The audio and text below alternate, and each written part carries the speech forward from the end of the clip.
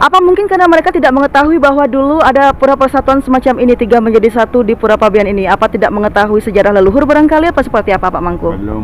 Belum tahu ya. Sejarahnya. Mungkin belum dikupas bahwa 3 agama menjadi 1 di Pura Pabean ini.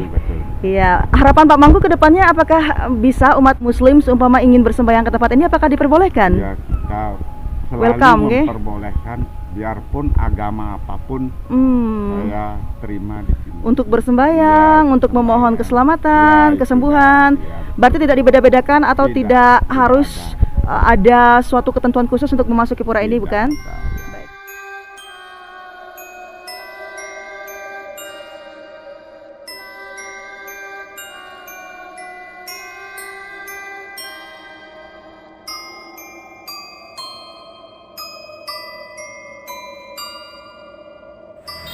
Baik pemirsa umat Hindu senusantara dimanapun Anda berada, saat sekarang ini saya berada di Pura Pabean, di mana di pura ini terdapat banyak sekali situs dan ritus terkait dengan perkembangan Hindu itu sendiri yang berpadu dengan nuansa Buddha juga Islam. Ini perpaduan 3 agama yang mungkin jarang sekali diketahui oleh banyak orang, sehingga kita perlu mengetahui lebih dalam lagi terkait dengan keberadaan dan kebenaran informasi tersebut. Seperti apa sesungguhnya keberadaan Pura Pabean? Simak vlog saya berikut ini.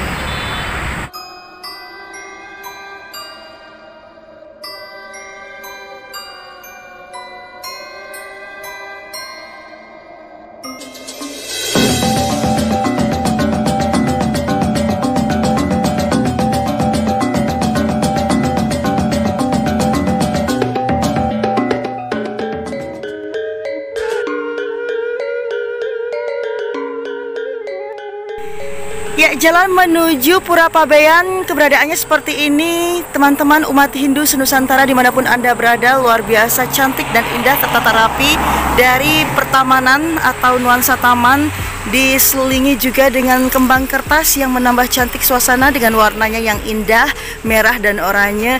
Juga yang tak kalah memukau adalah hamparan laut atau pantai yang luas sekali, membuat semakin sempurna keberadaan dari Pura Pabean ini. Tapi kita harus berhati-hati teman-teman, sebab terkadang kalau kita tidak melihat dengan seksama, kumpulan para monyet seperti yang ada di depan saya ini, nah seperti itu, tengah mengajak anak-anaknya tuh. Monyet aja bisa kita kasih cium-ciuman dengan anaknya. Mengapa manusia harus bertengkar satu sama lain, apalagi terkait dengan kepercayaan, ya kan?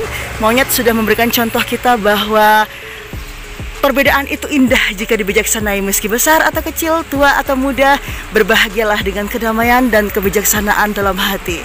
Ya, seperti ini penampakan atau keberadaan dari Pura Pabean itu sendiri.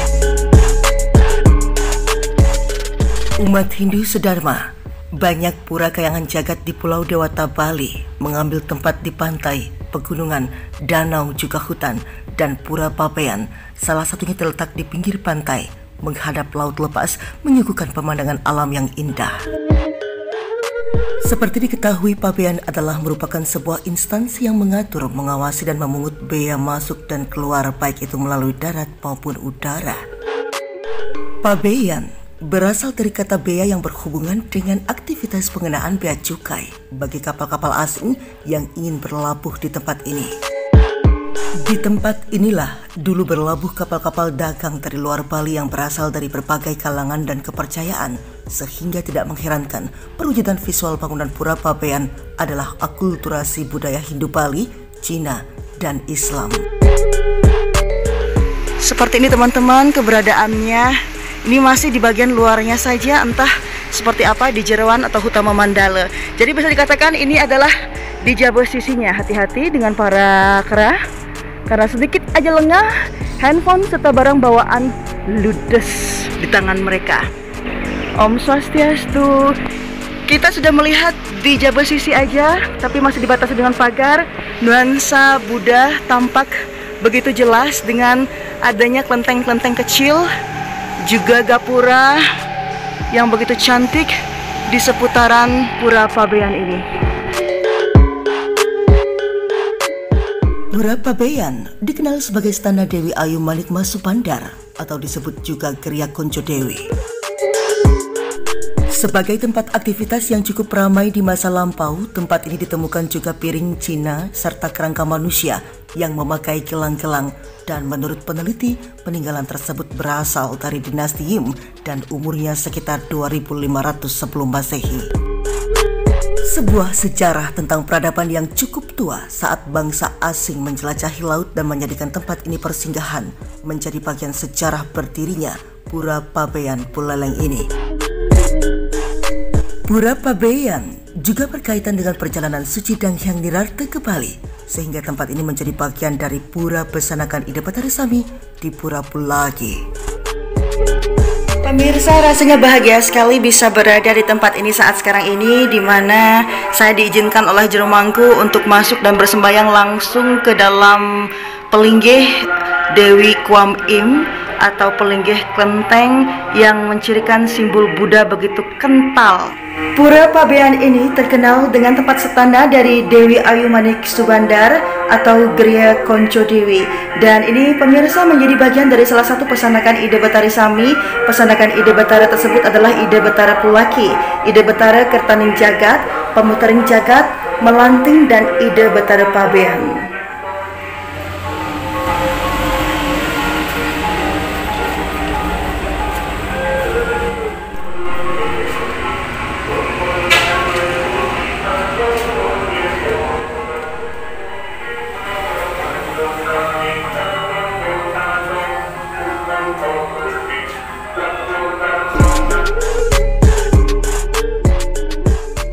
Pura Pabean Pulaki Buleleng Barat ini juga menyimpan kisah nostalgia persinggahan atau sebagai pelabuhan bagi pelaut-pelaut dari etnis luar Bali beberapa abad yang lalu tentunya.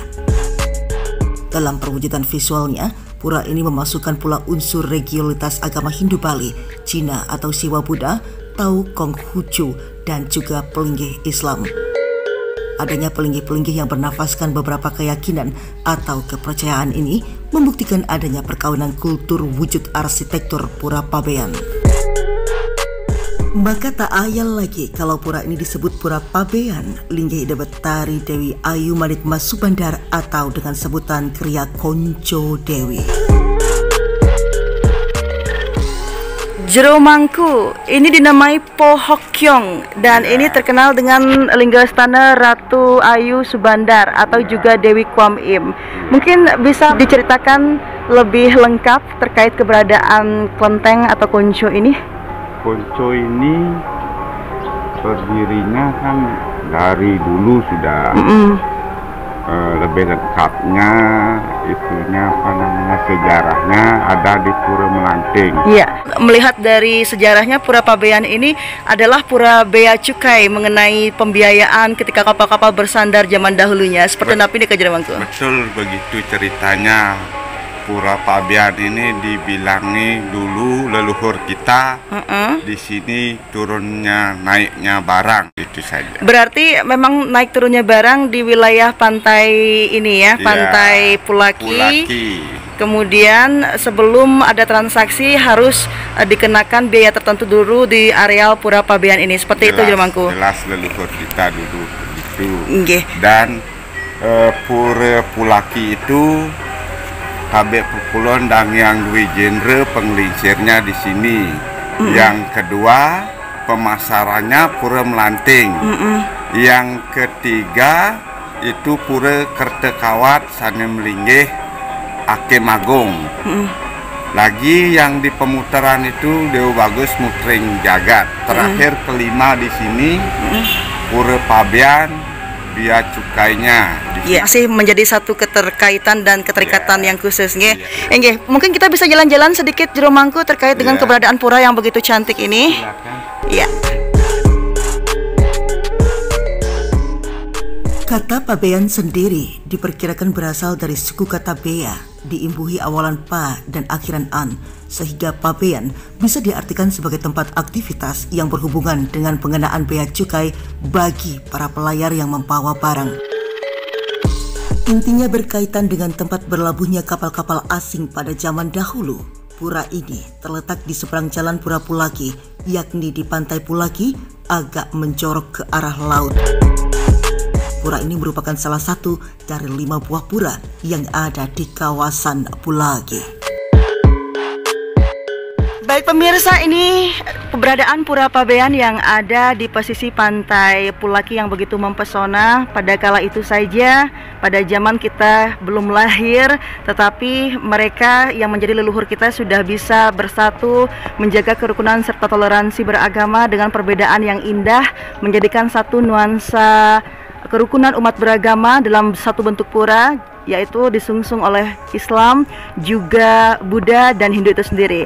Jero Mangku, terkait dengan 3 agama yang terkumpul ataupun bisa dikatakan menjadi satu pura di Pura Pabean ini, apakah ada umat Muslim yang bersembayang di pura ini? Ada tapi jarang. Jarang. Kalau beliau minta hamba itu ada. Pak Jero, saya minta apa aja ya dari negara itu. Iya, apa mungkin karena mereka tidak mengetahui bahwa dulu ada pura persatuan semacam ini 3 menjadi 1 di Pura Pabean ini? Apa tidak mengetahui sejarah leluhur barangkali, apa seperti apa Pak Mangku? Belum tahu ya. Sejarahnya. Mungkin belum dikupas bahwa 3 agama menjadi 1 di Pura Pabean ini. Betul. Iya, harapan Pak Mangku ke depannya apakah bisa umat Muslim seumpama ingin bersembahyang ke tempat ini, apakah diperbolehkan? Ya, kita selalu Welcome, memperbolehkan, biarpun agama apapun saya terima di sini. Untuk bersembahyang, untuk memohon keselamatan, kesembuhan. Berarti tidak dibeda-bedakan atau tidak harus ada suatu ketentuan khusus untuk memasuki pura ini, bukan? Baik. Dan ini yang di depan kita ini pelinggih apa, gedong apa bentuknya? Kalau seperti yang di depan ini pada saat beliau upacara besar itu dah dari Pulaki, Pura Melanting, Kertekawat, Pemutaran, beliau di sini beristana.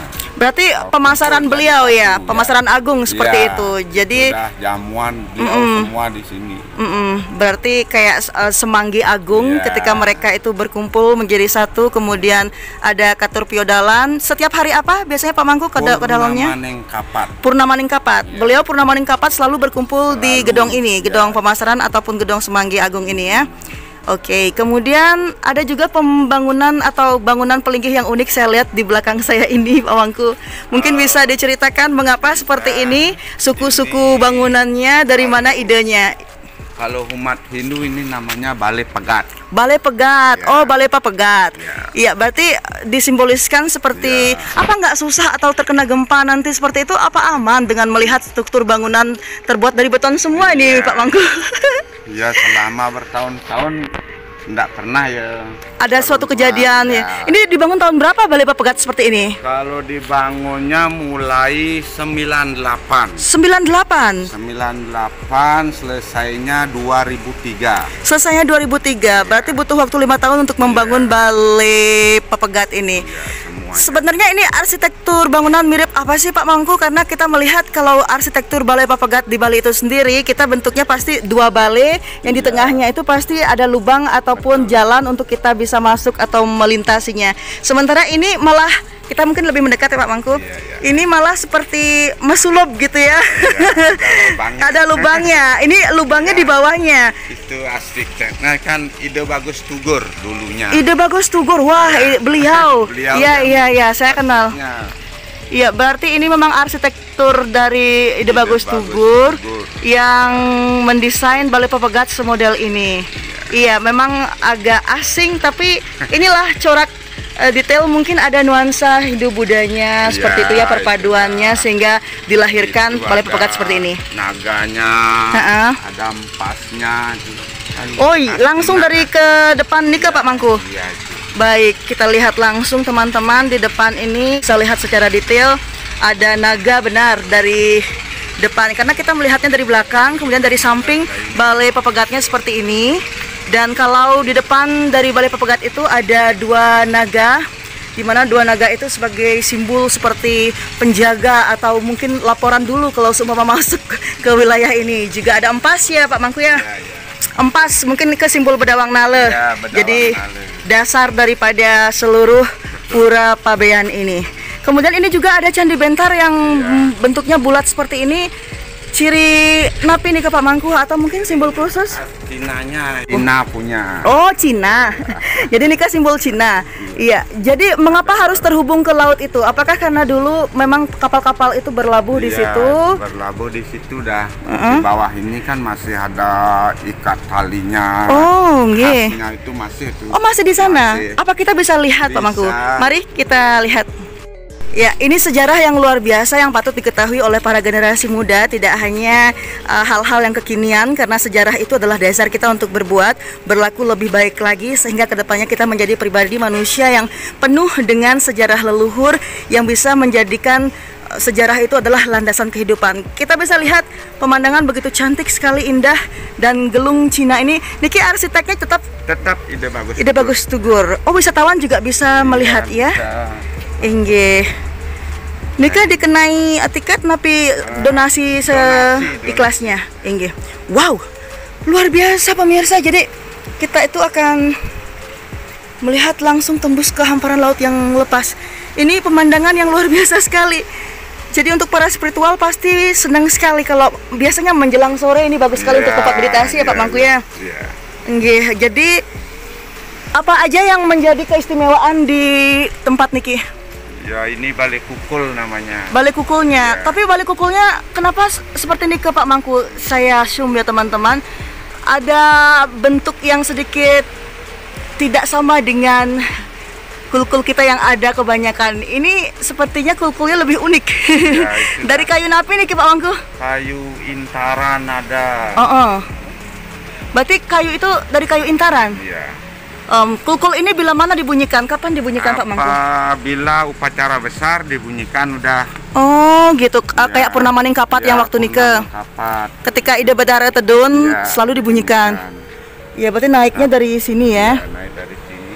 Karena banyak sekali tumbuhan intaran. Sebenarnya tumbuhan intaran ini berasal dari Cina kah atau memang tumbuhan asli wilayah sini? Asli Bali. Asli Bali sini, dan memang di daerah kawasan Pulaki ini banyak sekali daun intaran ya.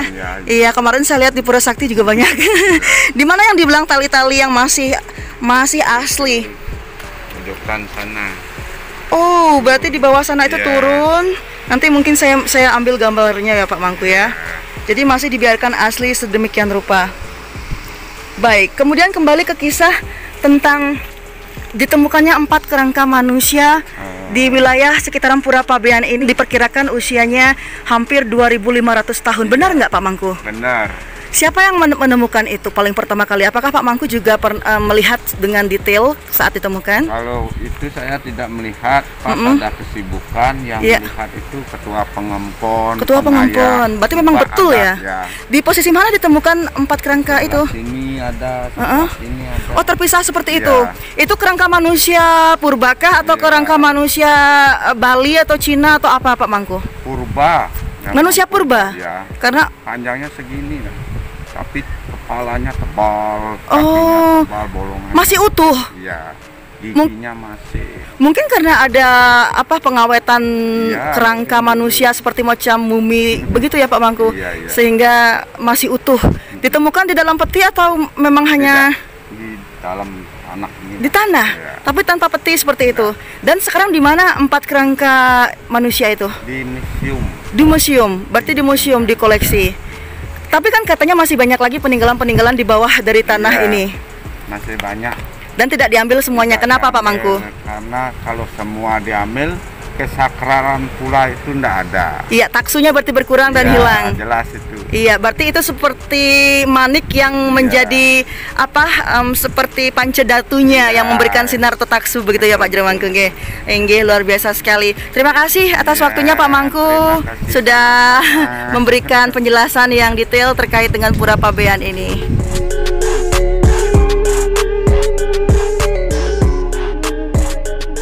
Penjelasan dari Jero Mangku tadi tentu sudah membuat hati kita tenang terkait dengan sejarah dan juga keberadaan Pura Pabean ini yang memang dari zaman dahulunya berdasarkan story ataupun historical yang ada terkait dengan kedatangan bangsa lain, baik itu Cina dan masyarakat dari Jawa yang mendatangi Pura Pabean ini.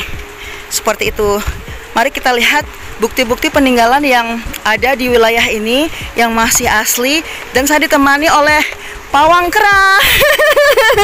Adik kecil yang ganteng, karena kalau nggak bawa pawang kera, saya yakin handphone saya ini nggak aman. Jadi bersyukur saya menemukan banyak teman pada hari ini, menambah persahabatan, pertemanan juga, dan akhirnya menemukan sejarah yang memang harus diketahui oleh semua orang terkait dengan Pura Pabean atau Pura Bea Cukai zaman terdahulunya. Ini unik bangunan Balai Kulkulnya, semua desainnya dari tugus-tugur yang memang didesain dari benda-benda alami yang ada di sini. Kita lihat dulu ke lautan lepas, teman-teman. Luar biasa keindahan alam semesta, dan saya merasa beruntung sekali pada hari ini bisa menyaksikan ini semua. Pantai Pulaki, Buleleng, Bali. Dan ini batu-batu peninggalan yang masih asli tambatan dari kapal-kapal pelayaran pada zaman dahulu kala yang masih ada di wilayah ini dan benar-benar dijaga, dirawat oleh para pengempon seperti itu.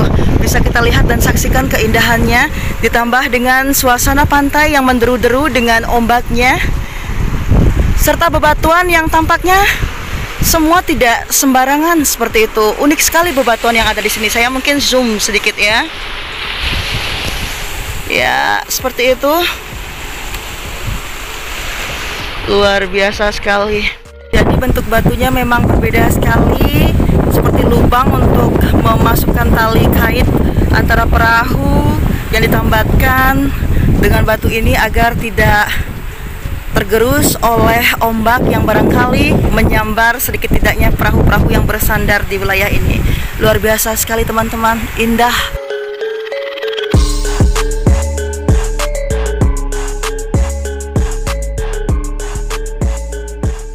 Adik siapa namanya? Teja.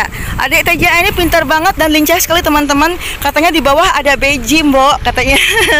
Jadinya saya sekalian aja, mumpung sudah di sini, kenapa harus meninggalkan yang masih tersisa itu? Lihat teman-teman, luar biasa bukan? Jadi situasi pantai Pulaki dengan lautnya seperti ini. Kemudian bisa diantar jalan lebih dulu, dipandu jalannya, sayang. Oke, jadi kita bisa lebih dekat lagi nih dengan tambatan perahu seperti ini. Luar biasa. Yuk kita katanya turun ke beji dulu. Indah sekali teman-teman, ini nggak bisa dibayangkan dengan kata-kata, tidak bisa diungkapkan dengan sepatah kata, dua patah kata, karena nuansanya sangat berbeda. Para spiritual, para penekun kebatinan pasti senang dengan wilayah ini, sebab wilayah ini begitu luar biasa. Tampaknya ini licin nggak, Dek? Hah? Kita coba yuk, karena ada ganggangnya, kakak lihat. Mudah-mudahan nggak ya? Iya. Wow, ini ada ganggang yang turun ke tempat ini. Sering ada beginian apa enggak? Oh gitu. Berarti dia katanya nggak pernah ada seperti ini. Fenomena apa ya? Mendadak hijau, lihat. Jadi hijau sekali. Saya dekat sekali dengan laut saat ini. Luar biasa. Beijingnya di mana, sayang? Oh, Niki. Berarti ada orang melukat Riki gitu?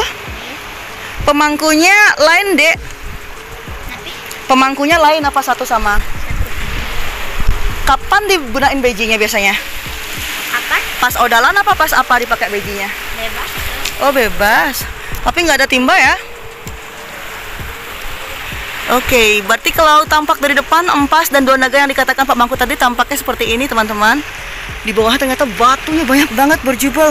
Dan ini pasti desain yang sangat tidak mudah dilakukan tugus-tugurnya ini. Luar biasa. Inilah pemirsa Pura Pabean di Pantai Pulaki yang mempesona.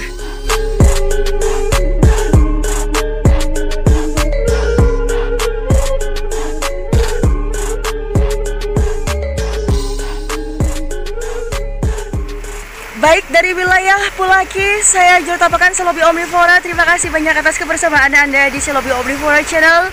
dan semoga bisa menampilkan sejarah yang lainnya tentang pesona sejarah masa lalu yang patut dan layak untuk diketahui oleh generasi penerus bangsa kita.